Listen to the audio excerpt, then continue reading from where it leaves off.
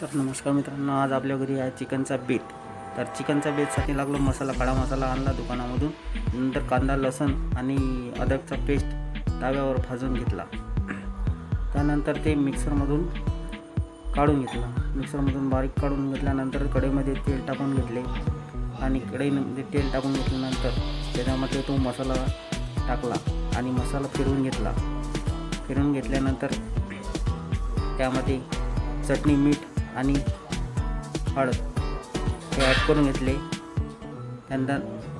त्यानंतर थोडीशी चटणी आणखी कारण की विदर्भात मी तिखट जास्त खातात आणि तो चिकन टाकून फिरवून घेतले मसाल्यामध्ये आणि चिकन टाकून त्याच्यानंतर पाणी ॲड केले त्याच्यामध्ये. नंतर ते चिकन थोडा वेळ आणखीन उकडू दिले आणि थोडा वेळ झाल्यानंतर बघितले आणि नंतर ताईंनी चपात्या लाटल्या